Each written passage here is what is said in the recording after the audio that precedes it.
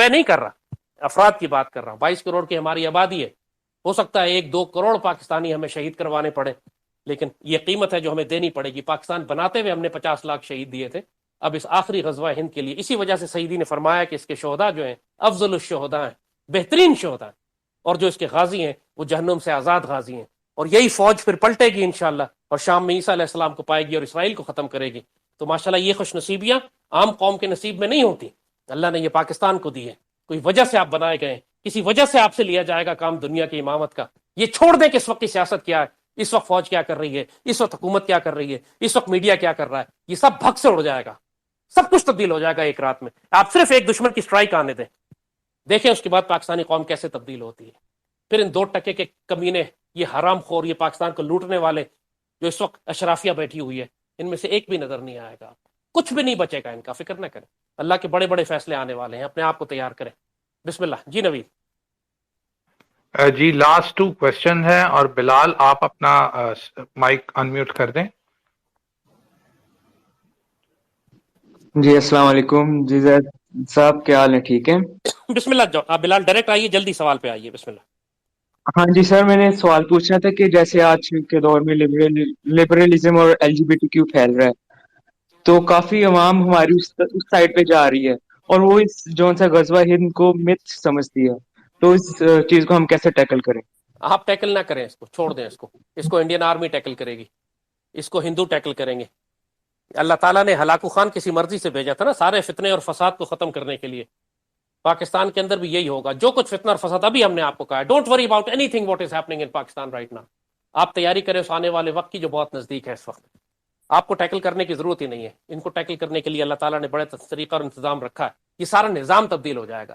یہ ساری Anglo Saxon judiciary, یہ غلیظ پارلیمنٹری ڈیموکریسی، یہ مادر پدر آزاد میڈیا، اس کا کچھ نہیں بچے گا، کچھ نہیں بچے گا اس کا.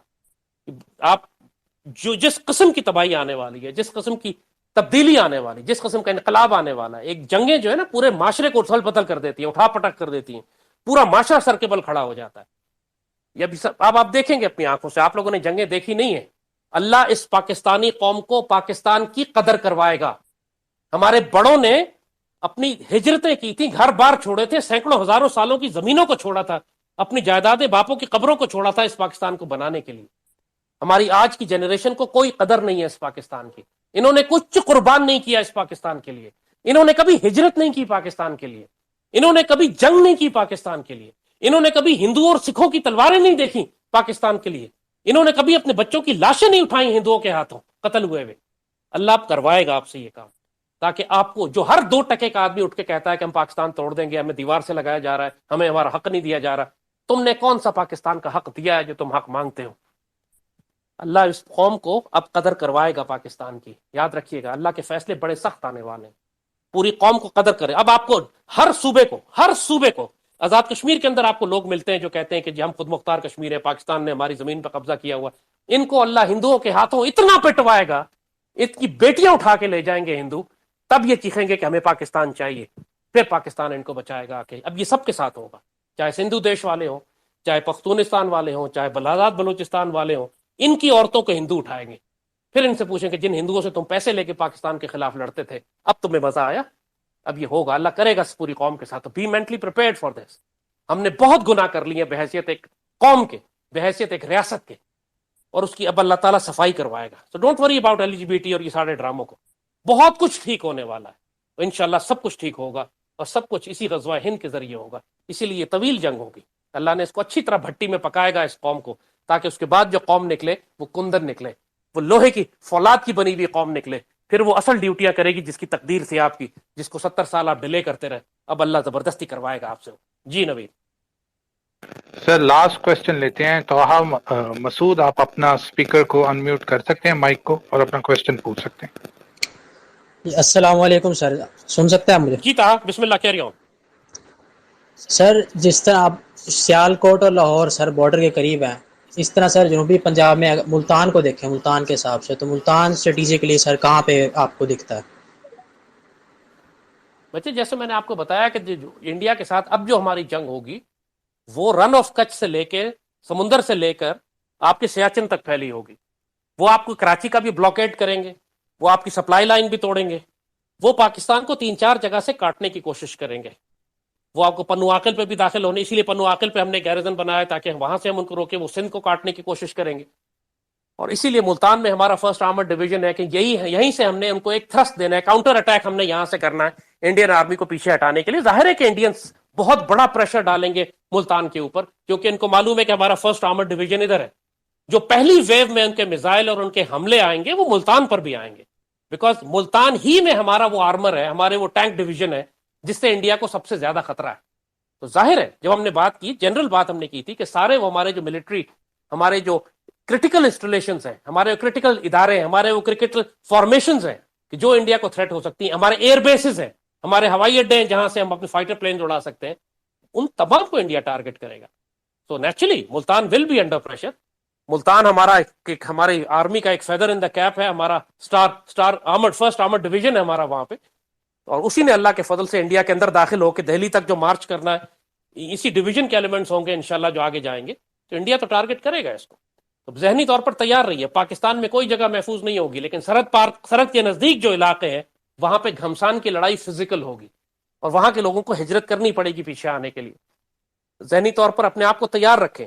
یوکرین کے لوگوں کی حماقت نہ کریں جو ہوائی ایک تخیلاتی دنیا میں بیٹھے رہے کہ ایسا تو ہو ہی نہیں سکتا، اور اب چیخیں مارتے ہوئے بھاگ رہے ہیں. لاکھوں کی تعداد میں گھروں سے نکالے گئے، 1 کروڑ مہاجر ہو گئے، اور پوری 70% یوکرین کی فوج ختم ہو چکی، اور اب وہ والنٹیئر مانگ رہے ہیں یوکرینی قوم سے کہ آ کے یار لڑو اپنے ملک کو بچانے کے لیے. لیکن جو ملک ان کا قبضہ کر چکا ہے روس، اب ان کو واپس نہیں ملے گا. لیکن بھارت کے ساتھ ایسا نہیں ہوگا. جو بھارتی فوجی پاکستان میں داخل ہوگا انشاءاللہ وہ واپس نہیں جائے گا. ہم اپنے کھیتوں کی کھاد بنائیں گے اس کو. پاکستانی قوم لڑنے والی قوم ہے اللہ کے فضل سے. ہمارے گھروں میں ہتھیار بھی ہیں. اعلان جہاد جب ہوگا، جب بھارت حملہ کرے گا تو اعلان جہاد کی ضرورت ہی نہیں ہے. ہر کوئی ہتھیار اٹھا کے دشمن سے ٹکرائے گا. پاکستان کے ٹرائبل ایریاز ہوں یا بلوچستان ہو یا ہمارے پنجاب کے لوگ، کم از کم 1 کروڑ رائفلیں ہمارے پاس مجاہدین کی ہوں گی، والنٹیئر، سویلین والنٹیئرز. میرا اندازہ یہ ہے کہ انشاءاللہ 1 کروڑ پاکستانی رائفلیں اٹھا کے، ہتھیار اٹھا کر بھارت سے لڑنے کے لیے آئیں گے، اور بھارت کی فوج انشاءاللہ پھر اس کو سسٹین نہیں کر سکے گی. انفینٹری بے شک بڑے بڑے ہتھیار ہوں اس کے پاس، لیکن بہرحال لڑائی آن گراؤنڈ جو ہے وہ انفینٹری مین کرتا ہے، ایک رائفل مین کرتا ہے. اور کنونشنل وار جب تک چل رہی ہے، شہروں کے علاقوں میں ہمارے 1 کروڑ پٹھان، بلوچی، پنجابیز، ہمارے پاکستان کے اندر بکھرے ہوئے وہ تمام پاکستانی جو ہتھیار رکھنے کا ٹرائبل نیشنز ہیں، مارشل نیشنز ہیں، 1 کروڑ کی انفینٹری تو ہم ریز کر سکتے ہیں الحمدللہ. اور انشاءاللہ انڈیا کو لگ پتا جائے گا کس قوم سے اس نے واسطہ ڈالا ہے، اور انہوں نے کرنا تو ہے، ان کی مجبوری ہے. وہ پاسبل ہی نہیں ہے کہ وہ حملہ نہ کریں پاکستان پر. وہ انہوں نے 1000 سال جس دن کا انتظار کیا ہے، اب وہ اس کو صرف ایک امن معاہدے کے لیے یا امریکہ کے پریشر کی وجہ سے ضائع نہیں کریں گے. انہوں نے آنا ہی آنا ہے. آپ اپنی تیاری پکڑیں، اپنے آپ کو آرگنائز کریں، فزیکلی اپنے آپ کو فٹ کریں، ایکسرسائز کریں، جم جائیں، فزیکلی مضبوط بنائیں اپنے آپ کو تاکہ آپ کام کرنے کے لائق ہوں. سارا دن ویڈیو گیمز کھیل کھیل کے اپنے جسم کا بیڑا غرق کیا ہوا ہے. ایک دن کھڑے نہیں ہو سکتے. اقبال نے جو کہا تھا کہ لہو مجھ کو رلاتی ہے جوانوں کی تن آسانی. جوانوں کی جب میں دیکھتا ہوں کہ کتنے زیادہ نازک ہو گئے تو میں خون کے آنسو روتا ہوں. ان کے صوفے جو ہیں وہ نرم و گداز ہیں، یہ فوم کے گدوں پہ سوتے ہیں، 2 قدم چل نہیں سکتے، دھوپ میں کھڑے نہیں ہو سکتے. فار گاڈ سیک اپنے آپ کو تیار کریں، مشکل وقت آنے والا ہے. ورنہ جیسے بات کہی تھی، جو تیاری نہیں کرے گا اور جو خوفزدہ ہوگا وہ سب سے پہلے مارا جائے گا. پھر کوئی ترس نہیں کھائے گا وہاں کسی کے اوپر. آپ کو خود لڑنا ہے، خود سروائیو کرنا ہے اپنی فیملی کے لیے، اپنے ملک اور قوم اور دین کے لیے. ورنہ آپ پہ کوئی رحم نہیں کرے گا. کوئی دشمن جو آ رہا ہے وہ آپ پر رحم نہیں کرے گا. یہ سارے جو کہتے ہیں پاکستان کو گالیاں دینے والے، سب سے پہلے ان کو مار پڑے گی. دیکھ لینا بہت سخت وقت ان کا آنے والا ہے. اللہ نے پاکستان کو تو عزت دینی ہے، لیکن اس غلاظت کو اللہ ضرور صاف کر دے گا. اس کے اندر جو خوشخبریاں سیدی رسول اللہ نے دی ہیں وہ ہو کر رہیں گی انشاءاللہ. ہم مودی کو، امیت شاہ کو، ہم موہن بھگوت کو، ہم ان کے سارے غلیظ ناپاکوں کو یا قتل کریں گے یا زنجیروں میں لپیٹ کر لائیں گے انشاءاللہ. جو سیدی نے فرمایا وہ ہو کر رہے گا. آپ صرف اپنی نیت صاف رکھیں، اللہ آپ کو موقع دے گا انشاءاللہ. پاکستان زندہ باد رہے گا اور زندہ باد ہے انشاءاللہ. There is no power on earth that can undo Pakistan. آئے تو صحیح ہے ہندو، اس کی بھی دھوتی پھاڑنے کا وقت ہو گیا الحمدللہ. So we will. اللہ کا احسان ہے کہ وہ ہمیں موقع دے گا اس خدمت کا. تاریخ میں صدیوں انتظار کیا ہے مسلمانوں نے. سیدنا ابو ہریرہ نے فرمایا تھا کہ مجھے موقع ملا تو میں اس غزوے میں شریک ہوں گا. اللہ آپ کو موقع دے رہا ہے. نہ سب کچھ بیچ کے بھی اس میں شریک ہونا پڑے تو ضائع نہیں کرنا. یہ موقع 1000 سال بعد، صدیوں بعد آتے.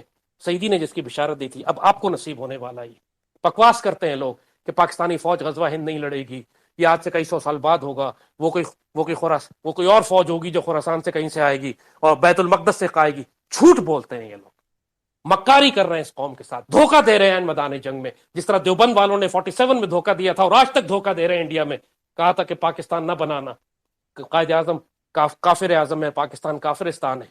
آج دیکھ لو مسلمانوں کا حال کیا کیا ان لوگوں نے جنہوں نے پاکستان کی مخالفت کی تھی. ان لوگوں کی بات نہ سننا ورنہ خود ہلاک ہو جاؤ گے. اللہ پاکستان کا حامی و ناصر ہو. نوید اوور ٹو یو یار. سر بس ایک لاسٹ کوشچن، یہ نذیر ہماری ٹیم ممبر ہیں اور میں یہ کچھ پوچھنا چاہ رہا ہوں. نذیر آپ نے بہت شارٹ کوشچن کرنا ہے کیونکہ سر میں کافی زیادہ 1.5 گھنٹہ ہو گیا ہے، تو ذرا شارٹ کوشچن کیجیے گا، پھر سر اس کا جواب دے دیں، پھر میں اس کو سیشن کو کمپائل کرتا ہوں. جی نذیر اپنا مائک کھول لیں.